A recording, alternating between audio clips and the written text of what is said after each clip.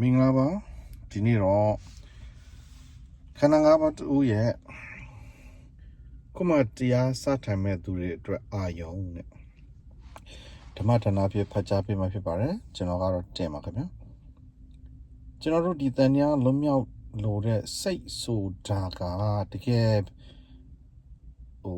ကြောက်လို့သိချင်းတရားကိုကြောက်လို့ထွက်ပြေးတဲ့ဟာထက်တဏှာကနေပြီးတော့အချိန်ချင်းဖန်ဖန်ပြန်ပြန်ဖြစ်နေတဲ့ဟာကိုညှင်းငွေ့တဲ့စိတ်ကြောင့်ကြင့်ကြံလာ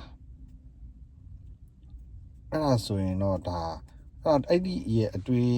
ခေါ်အဆုံးဖြတ်ချက်နဲ့ဆိုပိုပြီးသိမျှော်တယ်လို့ပြောလို့ရတယ်စကားလုံးတစ်လုံးလို့ကျွန်တော်ကတော့ဆိုချင်ပါတယ်ဝိပဿနာဆိုတာအာယုံကိုရှုခြင်းသာဖြစ်တဲ့အတွက်ကြောင့်မို့ဝိပဿနာစတင်အားထုတ်ကြမယ်ဓမ္မမိတ်ဆွေတို့ကအာယုံဆိုတဲ့အဓိပ္ပာယ်ကိုတိတိကျနားလည်ထားလိုက်ရင်သဘောပေါက်ထားလိုက်ရင်ဖြင့်မိမိတို့အားထုတ်မှုမှာအတော်လေးအကျိုးများကြပါလိမ့်မယ်တော်တော်လေးကိုအထောက်အကူဖြစ်နေကြပါလိမ့်မယ်တရားစထိုင်တော့မိတ်ဆွေတို့ဟာစာပေတွေထဲမှာဖတ်ထားတဲ့အတိုင်းတရားတွေနာကြားခဲ့ဘူးရသည့်အတိုင်းတသွေးမသိမ့်လိုက်နာပြီးစ조사အားထုတ်တတ်ကြတာပါပဲပထမတော့ဝင်လေထွက်လေအာနာပါနပေါ့ဒီလိုမှန်ရင်ကဝေဒနာတွေပေါ်လာမယ်အတွေးတွေတစ်ခုပြီးတစ်ခုပေါ်လာမယ်ဝေဒနာပေါ်တဲ့အခါဝေဒနာကိုရှုလိုက်တွေးနေတာကိုသိတဲ့အခါတွေးနေတာကိုအတိလေးနဲ့သိလိုက်အဲ့ဒီလိုတွေရှုမှတ်နေရင်ကကိုယ့်ရဲ့စဉ်းစားဉာဏ်လေးဟာအရင်ကလည်းမတူတော့ပဲနည်းနည်းမြင့်လာတယ်ဒီလိုမြင့်လာတာနဲ့အလျောက်ကိုယ့်ရဲ့အားထုတ်မှုအပေါ်ကိုယ့်ဘာသာကိုစင်ကြင်မိတက်လာပါတယ်အဲ့ဒီလိုတရားအားထုတ်နေရင်ပေါ်လာသမျှတွေရှုရင်ကတချို့ကလည်းအားထုတ်နေရင်အတွေးမျိုးစုံနဲ့တွေးမိနေတာကိုသတိသွားရလိုက်ပြန်မှတ်မိလိုက်မိမိသတိရတဲ့အကြောင်းတွေခေါ်ဝေါ်တွေနဲ့လက်ရှိဖြစ်နေတာတွေတွေးတောဆင်ញင်လိုက်နဲ့ရှုမှတ်နေကြရင်ကိုယ့်ဘာသာကိုဟုတ်ပါမလားငါရှုမှတ်နေတာမှန်ရဲ့လားဆိုပြီးတော့တွေးဟာတွေဖြစ်နေတတ်ပါတယ်ဒီလိုရှုနေရင်ကကိုယ့်ဘာသာကိုမသွဲကွဲဖြစ်နေတာတွေဖြစ်ကြတာရှိကြမှာပါဥပမာရှုမှတ်တာကြာလာတော့တခါလေမှတ်နေရင်နှာသီးပြားနဲ့နှာခေါင်းပြောက်သွားလို့ဘာကိုရှုရမှန်းမသိဖြစ်နေတာတွေရှုမှတ်နေရတာထောင်ပြီးစိတ်လားအာယုံလားကိုယ်ပြပြမသိကြတာတွေရှိမှာဒါကျွန်တော်ကိုယ်တိုင်လည်းဖြစ်ဖူးတာအဲဒါကြောင့်မို့ကျွန်တော်ရည်တာပါအရင်ကတရားဓမ္မတွေနဲ့ဝေးခဲ့ပြီးအခုမှတန်ဝိကရပြီးတော့တရားအားထုတ်တဲ့ပုံကိုယ်တွေအတွက်ကတော့ဇဝေဇဝါဖြစ်ပြီးလက်လျှော့သွားမှဆိုပါတယ်အသက်ကြီးမှရှောင်မေးရအောင်လဲသူများကမင်းကမှဆိုလို့ရှက်ပြီးမမေးမဆမ်းပဲအားထုတ်နေကြတဲ့ပုံကိုယ်တွေလည်းရှိပါတယ်ဘလို့ပဲဖြစ်စေဘလို့လူမျိုးပဲဖြစ်တရားအားထုတ်တဲ့ပုံကိုယ်တိုင်းကအာယုံရဲ့အတိတ်ဘက်ကိုတိတိကျကျသိထားသဘောပေါက်ထိုင်မိရဲ့အားထုတ်မှုကိုပုံမပြီးအထောက်ကိုပြုစေပါတယ်ဒါကြောင့်ဓမ္မမိတ်ဆွေတို့ဝိပဿနာအားထုတ်တဲ့အခါမှာလွယ်ကူဖို့အတွက်ဝိပဿနာဆရာကြီးဒေါက်တာစောလွင်မန္တလေးဟောပြောပို့ချတဲ့ဝိပဿနာအခြေခံတရားတော်မှာအာယုံရဲ့အဓိပ္ပာယ်ကိုကောက်နှုတ်ဖော်ပြလိုက်ပါတယ်ဝိပဿနာဆိုတာအာယုံတွေကိုရှုရတာပါပဲဒါကြောင့်မို့အာယုံအကြောင်းကိုဖော်ပြတာပါဒီတော့အခုစတင်ပြီးတရားအားထုတ်တဲ့ဓမ္မမိတ်ဆွေတွေကတော့အာယုံဆိုတဲ့အဓိပ္ပာယ်ကိုပို့ပြီးသိသင့်ပါတယ်အာယုံဆိုတာဘာလဲစိတ်စေတသိက်တို့ရဲ့ချက်စားနေရာဖြစ်ပါတယ်ဒါကတော့စာလို့ပြောလိုက်တာပါဓမ္မမိတ်ဆွေတို့အတွက်စာပေကနေပြောပြီးပုံမနားလည်မှာမဟုတ်လို့ပါအာယုံ6ပါးဆိုတာရှိပါတယ်1မျက်စိနဲ့ဆက်ဆံတဲ့အာယုံယူပါယုံအစင်းလို့ခေါ်ပါတယ်2နားနဲ့ဆက်ဆံတဲ့အာယုံကသဒ္ဒါယုံအသံပဲဖြစ်ပါတယ်3နှာခေါင်းနဲ့ဆက်ဆံတဲ့အာယုံကဂက်နာယုံအနံ့ဖြစ်ပါတယ်4ရှားနဲ့ဆက်ဆံတဲ့အာယုံကယတာယုံအယတာဖြစ်ပါတယ်5ကိုယ်နဲ့ဆက်ဆံတဲ့အာယုံကဖောတ္တပအာယုံအထိအတွေ့ပါ6မနောနဲ့ဆက်ဆံတဲ့အာယုံကဓမ္မာယုံဆိုတဲ့သဘောတရားဖြစ်ပါတယ်ဒီအာယုံ6မျိုးမှာအပေါ်5မျိုးကိုတော့ဓမ္မမိတ်ဆွေတို့သိကြမှာမျက်စိနဲ့အဆင့်နားနဲ့အသံနှာခေါင်းနဲ့အနံ့ရှားနဲ့အယတာကိုယ်နဲ့အထိဒီ5မျိုးကိုအများအပြည့်သိကြပါတယ်အောက်ဆုံးတစ်ခုကတော့အသိနည်းပါတယ်မနောနဲ့ဆက်ဆံတဲ့ဓမ္မယုံဖြစ်ပါတယ်ဒီလိုရက်ရွယ်တွေမှာဟောတဲ့ဓမ္မကိုပြောတာဓမ္မယုံကိုပြောတာမဟုတ်ပါဘူးမနောနဲ့ဆက်ဆံတဲ့ဓမ္မယုံဆိုတာရှိပါတယ်ဝိပဿနာရှုတဲ့အခါမှာမနောနဲ့ဓမ္မယုံဟာအလွန်အရေးကြီးပါတယ်ယူပါယုံသတ္တယုံတို့ကိုလည်းနားလည်ပါတယ်အနံ့ဆိုတဲ့ဂဏယုံယတာယုံဆိုတဲ့ယတာယုံအထိဆိုတဲ့ဖောတ္တပဒါတွေကိုလည်းနားလည်ပြီးဖြစ်ကြမှာပါဓမ္မယုံဆိုတာဘာလဲလို့ဆိုရင်တော့အတွေးအာယုံလို့လွယ်လွယ်ပဲပြောပြစီစာပေနဲ့ပြောရမယ်ဆိုရင်ဓမ္မယုံဆိုတာသဘောတရားပါလူတိုင်းနားလွယ်အောင်ပြောရရင်တော့အတွေးကိုဓမ္မယုံလို့ပြောကြပါတယ်ဓမ္မယုံဆိုတာ ဘာလဲဥပမာဓမ္မမိတ်ဆွေတို့အခုမျက်စိမဲလိုက်ပါရွှေကောင်ဇေရီတော်ကြီးကိုအာရုံပြုကြည့်လိုက်ပါစိတ်ထဲမှာရွှေကောင်ဇေရီတော်ကြီးပေါ်လာလိမ့်မယ်ပေါ်လာလို့ရှိရင်ပေါ်လာတဲ့ရွှေကောင်ဇေရီတော်ကြီးကဓမ္မယုံအဲ့ဒီလိုပေါ်လာရင်အာယုံကိုဓမ္မယုံလို့ခေါ်ပါတယ်မိတ်ဆွေတို့တွေးလို့ရှိရင်အတွေးအာယုံကိုသိတာကမနောဓမ္မယုံမှာပုံရိပ်ပေါ်နေပါတယ်ဒါတွေကဓမ္မယုံအတွေ့အကြုံနဲ့ဒါကိုသိတာမနောကမနောနဲ့ဓမ္မယုံကိုသိတာကနဲပေမဲ့တရားအထုတ်တဲ့အခါမနောနဲ့ဓမ္မယုံကိုနားလည်ရင်ဓမ္မမိတ်ဆွေတို့အတော်တန်အကျိုးများမှာမို့နောက်တစ်ခုကတော့မနောဒရာယနဲ့ဓမ္မယုံဖြစ်ပါတယ်မျက်စိနဲ့တိုက်တဲ့အစင်းဆိုတာအပြင်ဘက်မှာပုံကိုတတ္တဝါယောက်ျားမိန်းမအနေနဲ့ရှိတာဒါတွေကအစင်းမျက်စိနဲ့တိုက်လို့ရှိရင်မျက်စိထဲမှာယောက်ျားမိန်းမဘယ်မိန်းမမှဝင်လို့မရဘူးဘာပဲဝင်လာဒါဟာပုံရိပ်ပဲဆိုတာပဲဝင်လာပါတယ်ပုံရိပ်ဆိုတာအစင်းဝင်လာတာပါမျက်စိဟာပြင်ပသမုဒ္ဒိနယ်မှာရှိတဲ့ပုံကိုတတ္တဝါ drug ဝတ္ထုတို့နဲ့တိုက်ဆိုင်တဲ့အခါမျက်စိမှာအစင်းပုံရိပ်ပေါ်ပါတယ်ပုဂ္ဂိုလ်တ attva အနေနဲ့မျက်စိထဲအကောင်လိုက်ဝင်လာလို့မရပါဘူးဒီအချိန်မျက်စိမှာပုံရိပ်ပေါ်လာတာနဲ့တပြိုင်နက်မနောဒရာယလို့ခေါ်တဲ့စိတ်ရဲ့တကားပေါက်ကလည်းပေါ်လာပါတယ်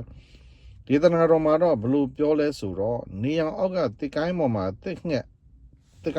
ငှက်တကောင်လာနာတယ်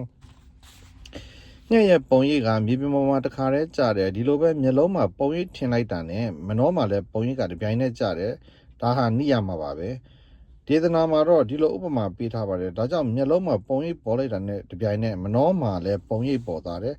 ဒီတော့မနောမှာပုံရိပ်ပေါ်ပေမဲ့ထင်ထင်ရှားရှားမသိနိုင်သေးပါဘူးဒီပုံရိပ်ကိုဓမ္မယုံအဖြစ်မနောကဆင်ခြင်ပြီးပုံသဏ္ဍာန်အမည်တို့နဲ့ပြညတ်ပြုလိုက်တဲ့အတွက်ကြောင့်ထင်ထင်ရှားရှားသိရခြင်းဖြစ်ပါတယ်ဒါကြောင့်မို့မျက်စိက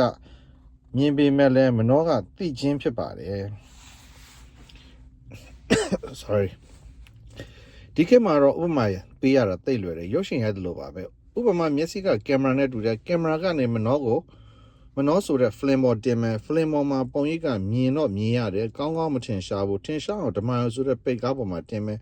ပိတ်ကားပေါ်မှာပေါ်တဲ့အခါကျတော့တိတိကျကျမြင်ရပြီးအမည်တွေကိုသိရတော့တာပဲဒီသဘောပါအဲ့လိုမြင်ရမှမနောကဒါကလူပဲဒါမှခွေးပဲလို့ပိုင်နိုင်သိသွားပါတယ်ထင်ထင်ရှားရှားသိသွားပါတယ်တကယ်တော့မျက်စိမြင်နေဆိုတာ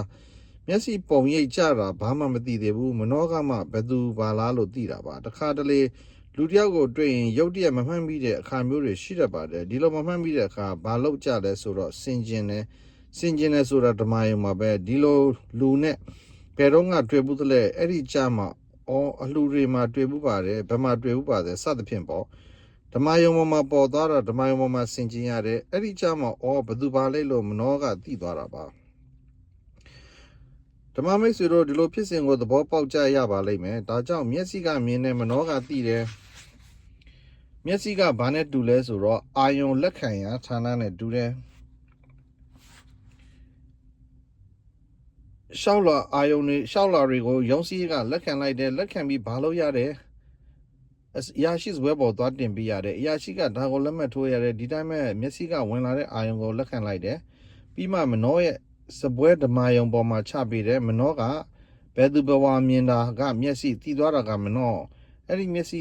ကမြင်တယ်မနောကသိတယ်မျက်စိကမနောကိုခွဲခြားသိဖို့လိုအပ်ပါတယ်ဓမ္မမိတ်ဆွေတို့ဟာရုပ်ရှင်တွေကြည့် TV တွေကြည့်ကြတယ်ဆိုကြပါစို့ TV ဖန်သားပြင်မှာယောက်ျားမိန်းမတကယ်ရှိပါသလား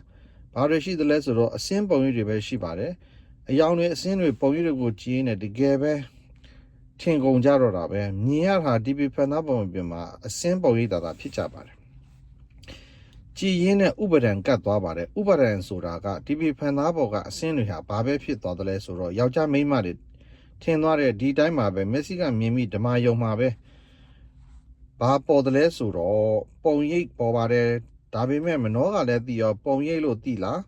တကယ်လူတွေလို့သိလားအခုလို့နားမလဲသေးတော့တကယ်လူတွေလို့သိနေကြတာပါပဲဒါပေမဲ့တကယ်တမ်းကျတော့မနောကသိတာပါဓမ္မယုံသိတာကပုံရိပ်ပါပဲဒါကိုဘာဖြစ်လို့လူတွေလို့ထင်သွားလဲဆိုရင်မနောမှာဥပဒံပါသွားလို့ပဲဖြစ်ပါတယ်ဒီလိုဥပါဒံပါသွားတဲ့အခါကျတော့ဓမ္မမိတ်ဆွေတို့ကအဲ့ဒီအပေါ်မှာပုဂ္ဂိုလ်တ attva လို့တည်ပြီးသဘောကျတယ်မကြဘူးဖြစ်သွားတာပါဘာကြောင့်လဲဆိုတော့ဥပါဒံကြောင့်ပါပဲပရိစ္ဆသမုပ္ပါမှာဥပါဒါနပစ္စယကမ္မဘဝဥပါဒံကြောင့်ကံတွေမြောက်ပါတယ်ရုပ်ရှင်ကြည့်ပြီးတော့ဒီကောင်ဘယ်လိုကောင်ဘယ်ဝါကောင်ဆိုပြီးဝစီကံကမြောက်မနေဘူးလားမ နောကလည်းလောဘဒေါသတွေမဖြစ်ဘူးလားမနောကံဝစီကံတွေအကုန်မြောက်ပါတော့တယ်ဘာကြောင့်လဲဆိုတော့မြင်လိုက်တဲ့အခါမှာပုဂ္ဂိုလ်တ attva လို့သိနေတဲ့အတွက်ကြောင့်ဖြစ်ပါတယ်ဒီလိုဥပါဒဏ်တွေကြောင့်မနောကံတွေမြောက်နေတယ်လို့ဓမ္မမိတ်ဆွေဟာမသိဘူးလူတိုင်းမသိနိုင်ပါဘူးဒီဖြစ်စဉ်ကိုကြည့်လို့ရှိရင်တကယ်တမ်းမနောကသိတာဓမ္မယုံကအာယုံကိုပဲသိတာဒါပေမဲ့မနောမှာဥပါဒံပါသွားတဲ့အတွက်ယောက်ျားတွေမိန်းမတွေပုဂ္ဂိုလ်တွေတ attva တွေစိတ်တွေမှာသွားပေါ်တာကိုမနောကံမြောက်သွားတာပြီဒါပေမဲ့မနောကံမြောက်လို့မြောက်မသိပါဘူးအပြင်ကမျက်လုံးတွေထဲကအဆင်းတွေဝင်လာပါပဲဓမ္မယုံကြမှာပုဂ္ဂိုလ်တ attva ဖြစ်သွားရတာပါမနောနဲ့ဓမ္မယုံဆိုတာဒီလိုအလုပ်လုပ်နေပါတယ်အတန်နဲ့နားတိုက်ရင်နားကအတန်ပဲသိတာပါနားကလူတန်ခွေးတန်လို့မသိဘူးဓမ္မယုံမှာမနောကလူတန်ခွေးတန်ဆိုပြီးပြညတ်လိုက်တာဒီတော့နားကကြားတယ်မနောကသိတယ်နှာခေါင်းမှာလည်းအတူတူပါပဲဒါကစပယ်ပန်းနဲ့ဒါကနှင်းစီပန်းရင်နဲ့နှာခေါင်းကမသိပါဘူးမနောကသိတာပါမနောကပြညတ်ပါတယ်ရှားပေါ်မှာသတိလေးနဲ့ထားစားကြည့်ရှာကလည်းကြက်သားလို့မသိဘူးဝက်သားလို့မသိဘူးကော်ဖီလည်းမသိဘူးဘာကိုသိတယ်လဲဆိုတော့ချိုတာချင်တာအရသာပဲသိတယ်အဲ့ဒီဟာကြက်သားဒီဟာကဝက်သားဆိုတာဘယ်သူကသတ်မှတ်တာလဲမနောကပါဒီတော့ရှာကစားတယ်မနောကသိတယ်ကြမ်းတယ်ချောတယ်ဒီစကားဒီအစလေးကိုကန်လိုက်တာချောလိုက်တာကြမ်းလိုက်တာဒါကိုသိတာလက်ကမသိပါဘူးမနောကသိတာပါဒီလိုဆိုတော့မျက်စိနားနာရှာကိုကတော့ဟုတ်ပါပြီတွေးထားတဲ့အခါမနောဓမ္မယုံဖြစ်မှာပဲဖြစ်တာပါတွေးလိုက်ပြီးဆိုရင်ပုံရိပ်တွေပေါ်လာပါတယ်တခါတလေကြာရင်စကားတွေတောင်ပြောကြပါသေးတယ်ဒီကောင်းတဲ့တွေ့ရင်မနှက်ဖြန်ငါဘာတွေပြောလိုက်အောင်မလဲဆိုတာမနောဘက်ကနေပြီးတော့ကြံစီနေတာမနောနဲ့ဓမ္မယုံလှုပ်နေတာဒီတော့မသိတော့ဘူးငါကြံတယ်လို့ထင်နေကြတယ်အခုပြောချင်တာမနောနဲ့ဓမ္မယုံဆိုတာတကယ်ရှိတယ်ဆိုတာကိုပြောချင်တာပါမိတ်ဆွေကယောဂီတို့ဝိပဿနာရှုတယ်ဆိုတာဓမ္မယုံပေါ်ကအာယုံတွေကိုအရင်ရှုရပါတယ်ဒီတော့မနောဒရာယနဲ့ဓမ္မယုံဆိုတာဝိပဿနာရှုတဲ့အခါအဓိကကျလာပါတယ်ဒီတော့မျက်စိမိတ်ရွှေရုံဖျားကြီးကိုအာရုံပြုလိုက်ပါရွှေရုံဖျားကရွှေကုံရန်ကုန်ကရွှေကုံတတ်ရှိပါတယ်ဓမ္မမိတ်ဆွေတို့အာယုံမှာပေါ်လာတာကအာယုံရွှေကုံပဲဖြစ်ပါတယ်မစင်ချင်တော့မပေါ်လာပါဘူးရန်ကုန်ကရွှေကုံအမြဲရှိတဲ့ဓမ္မယုံမှာပေါ်လာတဲ့အာယုံရွှေကုံကစင်ချင်တော့မှာပဲပေါ်တယ်မစင်ချင်တော့မရှိတော့ပါဘူးဒီသဘောပါပဲဒီလိုဆိုတော့အာယုံသဘောကိုသိလာပြီလို့ထင်ပါတယ်ဒီလိုအာယုံရွှေကုံနဲ့ရန်ကုန်ရွှေကုံဒီနှစ်ခုကိုစပြီးကွဲစေချင်ပါတယ်ရန်ကုန်ရွှေကုံမှာပထဝီအာဘောဒေဇောဝါယောဆိုတဲ့ဓာတ်ကြီးလေးပါရှိနေပါတယ်သူတို့ကလည်းသူ့သဘောသူစာမှုဖြစ်တည်ပြက်အနိစ္စဒုက္ခအနတ္တစတဲ့ရုပ်လက္ခဏာတွေပါပဲเนาะဒါပေမဲ့ဓမ္မမိတ်ဆွေတို့ကဝိပဿနာရှုတာကိုအာယုံမှာရှုပါဓမ္မမိတ်ဆွေတို့စင်ကျင်ရင်ပေါ်လာတဲ့အာယုံရွှေကုံအာယုံဆိုတဲ့စင်ကျင်နေတော့အခိုက်အတန့်ပဲရှိတာပါမစင်ကျင်ရင်မရှိပါဘူးအမြဲမရှိပါဘူးဒါကိုအနိစ္စဖြစ်နေပါပြီဝိပဿနာဆိုတာအတွင်းရှုတာပြောနေကြတယ်ဘလို့ရှုလို့ရှုရမှန်းမသိဘူးဖြစ်တယ်ဘယ်နေရာမှန်းမသိကြဘူးဓမ္မယုံမနောဒရာယကိုနားမလဲဘူးเนาะအပြင်မှာကအနိစ္စသေးကြတယ်ကဲအခုအတန်တစ်ခုကြားပြီးပြတ်တာပဲအတန်တွေတော့မရှိတော့ဘူးအကုန်သိတာပဲဒါပေမဲ့သူ့ထဲမှာအနိစ္စမဖြစ်ဘူးလေဝိပဿနာကအတွင်းထဲမှာရှုရမှာဒါမှအနိစ္စမြင်မှာဓမ္မမိတ်ဆွေတို့အတွင်းထဲကိုမရှုတတ်ဘူးအတွင်းဓမ္မယုံသဘောမနောဒရာယနဲ့ဓမ္မယုံသဘောကိုနားမလည်ဘူးဖြစ်နေတဲ့အတွက်ကြောင့်သာဖြစ်ပါတယ်အာယုံဆိုတာအခိုက်တန့်သဘောပါပဲဒီလိုတဖြည်းဖြည်းသတိကအောင်းမေးတက်လာပြီးသတိလေးနဲ့ပြန်ထည့်လိုက်တယ်အဲ့ဒီလိုတွေအောင်းမေးတာလဲသတိကအောင်းမေးတာမမြဲပါလားလို့ဘသူကအောင်းမေးတာလဲသတိကအောင်းမေးတာဟောပြန်လာပြီသတိဆိုတာငါသိတာမဟုတ်ဘူးနော်မြတ်စွာဘုရားဘာဟောလဲဆိုတော့သတိတံပဇင်သတိကအောင်းမေးတယ်သတိကစင်ကျင်တယ်အာယုံ၄ပါးကအာယုံ၄ပါးပါလားလို့စင်ကျင်တာတံပဇင်ကိုပေါ်တဲ့ကကိုယ်ထဲပေါ်လာကဘာလေးပဲပေါ်အာယုံ၄ပါပဲအာယုံဆိုတာကိုယ်ထဲမှာသိယုံတက်ပဲအာယုံကပုဂ္ဂိုလ်လည်းမဟုတ်တ attva လည်းမဟုတ်စင်ကျင်တော့အခိုက်အတန့်ပေါ်လာတာဖြစ်ပါတယ်မစင်ကျင်ရှိသေးလားမရှိတော့ပါဘူးအခုအာယုံတွေဟာမမြဲဘူးလို့အောင်းမေးတာတတိငါမဟုတ်ဘူးဆိုတာသိတာပါအာယုံကအမြဲမရှိပါလားအကြောင်းတိုက်ဆိုင်တော့ပေါ်ပါတယ်အကြောင်းကင်းရင်ချုပ်ပြောက်တတ်ပါတယ် ဒီတော့တတိကိုတတိလို့သာသိတာအရှိတိုင်းရှိသင့်ပါတယ်အရှိတိုင်းသိသင့်ပါတယ်သိပါတယ်အရှိကိုအရှိတိုင်းသိရင်ယထာဘူတဉာဏ်ရတဲ့ပုဂ္ဂိုလ်တ attva လို့မယူတော့ပါဘူးငါလို့မယူတော့ပါဘူးအရှိကိုအရှိတိုင်းသိပါပြီဒီလိုတတိနဲ့ဆင်ကျင်လိုက်ရင်အာယုရွှေတကုံကတခုရန်ကုန်ရွှေတကုံကတခုအဲ့ဒီအခါကျအရှိကိုအရှိတိုင်းသိပါတယ် sorry ဘာလို့ဒီလိုသိသလဲလို့ဆိုရင်တတိရှိလို့တတိမရှိရင်နှစ်ခုခွဲမသိပါဘူးတစ်ခုတည်းပဲသိပါတယ်တတိရှိရင်ဟုတ်တိုင်းမှန်စွာအောင်းမိနိုင်ပါတယ်တတိရှိရင်ဥပါဒံမရှိဘူးဥပါဒံရှိရင်တတိမရှိဘူးရွှေကုံတစ်မျိုးတည်းကိုသိရင်တတိမရှိတော့ဘူးဓမ္မမိတ်ဆွေတို့ကိုရီးယားကားတွေကြည့်တယ်တကယ်လူတွေလို့ထင်လိုက်တာနဲ့တတိမရှိတော့ဘူးဥပါဒံလည်းကတ်သွားပြီကံယူလည်းမြောက်ကုန်ပြီပရိစ္ဆသမုပ္ပါတွေလည်းလဲကုန်ပြီလဲမန်းကိုမသိတော့ဘူးတတိရှိလိုက်တာနဲ့ဥပါဒံချုပ်သွားပြီဥပါဒံဖြစ်ပြက်တတိကမဲ့ဒါပါပဲရုပ်ရှင်တွေကြည့်ပြီးမင်းသားကဘယ်လိုမင်းသမီးကဘယ်လိုဆိုပြီးပြောနေရင်တော့သိကြပြီဘာဖြစ်လဲဥပါဒဏ်တွေကတ်နေပြီဥပါဒနာပစ္စည်းယာကမ္မဘဝကံတွေမြောက်နေပြီအဲ့ဒီကြမှာဥပါဒံကတ်နေပါသလားလို့တတိကလည်းအောင်းမေးလိုက်ရောခုနကဥပါဒံရှိသေးလားဥပါဒံဖြစ်ပြတတိကမဲ့ပဲခန္ဓာဉာဏ်ရောက်ပဲ TV ကြည့်ရင်တတိဖြစ်နေပြီ TV ကိုပယ်တာမဟုတ်ဘူး TV ကိုမကြည့်နဲ့လို့ပြောတာမဟုတ်ဘူးကြည့်ရင်လည်းပဲမြင်တာကိုပယ်လို့မရဘူးအဲ့ဒီမြင်တဲ့ပုံမှာဥပါဒံကိုတတိနဲ့ထားပြီးပယ်ရတာရှေ့စိတ်ဖြစ်ပြနောက်စိတ်မဲ့အတူတူပဲဥပါဒံဖြစ်ပြတတိကမဲ့အတူတူပဲဆိုတာပုံနားလည်သွားတယ် TV ကြည့်ရင်တစ်ချက်လေးလည်းမရဘူးတစ်ချက်လေးရလည်းမစိုးဘူး TV ကြည့်ရင်တစ်ချက်လေးရလည်းမစိုးဘူးလေတိလိုက်တာနဲ့တတိကရှိသွားပြီတတိရှိလိုက်တာနဲ့ဥပါဒံချုပ်သွားပြီတတိရဲ့ဥပါဒံရဲ့အာယုံရဲ့ဒီအာယုံကိုဥပါဒံကလည်းကတ်သွားရောတကယ်ထင်ကုန်တော့တာပဲယောက်ျားတွေမိန်းမတွေရွှေကုံဆိုတာလည်းဒီတိုင်းပါပဲတတိရှိတော့ကိုယ်ထဲမှာပေါ်တဲ့အာယုံဟာဒီအာယုံကစင်ကျင်တော့အခိုက်ပဲပေါ်လာတာမစင်ကျင်တော့မရှိတော့ပါဘူးအဲ့ဒီလိုတည်သွားလို့ရှိရင်သတိရှိပြီးသတိရှိလိုက်တာနဲ့ဥပါဒံချုပ်ပါတယ်ဥပါဒံချုပ်ရင်ကံလည်းမလာတော့ဘူးဒီတော့ပရိစ္ဆသမုပ္ပါလဲတာလည်းရက်သွားတော့တာပဲဓမ္မမိတ်ဆွေတို့ဥပါဒံကတ်မှမကြောက်နဲ့မတိလိုက်တာမှမတိလိုက်မှသာကြောက်ပါလက်တွေ့ဝိပဿနာဆိုတာလက်တွေ့ဘဝနဲ့အလွန်နီးစပ်ပါတယ်ဥပမာအိမ်မှာစွန့်ကြွေးပေါ့နော်ဟင်းပွဲတွေချထားတယ်စွန့်တွေဆိုတော့ဟင်းတွေကပိုများတာပေါ့ဟင်းကိုနှိုက်လို့ရရင်ကိုကြိုက်တာကိုနှိုက်တာကြီးပဲကိုကြိုက်တာဆိုကြတဲ့ကမြင်တဲ့အပေါ်မှာဥပါဒံပါသွားပြီဥပါဒနာပစ္စယကမ္မဘဝကိုကြိုက်တဲ့ဟင်းကိုဥပါဒံကတ်တာကိုကနှိုက်တာဆိုတော့ကာယကံမြောက်သွားပြီဥပါဒပစ္စယကမ္မဘဝရပါတယ်ဒါကြောင့်ဥပါဒံကတ်မှမကြောက်ပါနဲ့မတိလိုက်ဖြစ်မှသာကြောက်ပါပြီလို့ထပ်ပြီးပြောပြစီနောက်ကမဲမလိုက်ရင်ကြောက်ရတယ်ဥပါဒံကတ်မှနောက်မှသတိနဲ့အောင်းမေးလိုက်ရင်ဝိပဿနာမဲ့ကရပါပြီရှိကလောက်တာဥပါဒံကတော့အကုသိုလ်ပါပဲဒါပေမဲ့နောက်ကသတိဆိုတဲ့မဲ့ကုသိုလ်နဲ့ပယ်ဖြတ်ပစ်လိုက်နိုင်မှာတော့တယ်ဒါကြောင့်တရားအထောက်နေစဉ်မှာတင်မဟုတ်ဘဲနဲ့တာမန်အချိန်တွေမှာတော့လက်ရှိဖြစ်နေတဲ့အာယုံလေးကိုသတိကတ်ထားနိုင်ရင်ဖြင့်ဓမ္မမိတ်ဆွေတွေကြင်ကြံအားထုတ်တဲ့အခါရှုမှတ်ရတာလွယ်ကူယုံနေမကမိမိရှုမှတ်တဲ့အချက်တိုင်းကိုမိမိဘာသာနားလည်ပြီးမဲ့ဉဏ်ဖူဉဏ်တွေရလွယ်တဲ့အရိယာသူတော်စင်ပုဂ္ဂိုလ်များဖြစ်လာကြမှာလို့ယုံကြည်စွာနဲ့အာယုံဆိုတဲ့စာစုနဲ့ဓမ္မဒါနပြုလိုက်ပါတယ်ခန္ဓာ၅ပါးတူကျွန်တော်ဆက်ပြီးတော့ကိုယ်အာယုံနဲ့ကိုတရားစားထိုင်တဲ့ချိန်တော့မျက်လုံးထဲမှာပေါ်လာတဲ့ဟာတွေကိုယူတာပေါ့နော်မိန်းမကြီးတယောက်ကလာရိုက်တယ်လို့ပါအမှန်တကယ်တော့ကိုအဲ့ဒါကအဲ့ဒီအတွေးအာယုံတဲကိုရောက်သွားပြီးတော့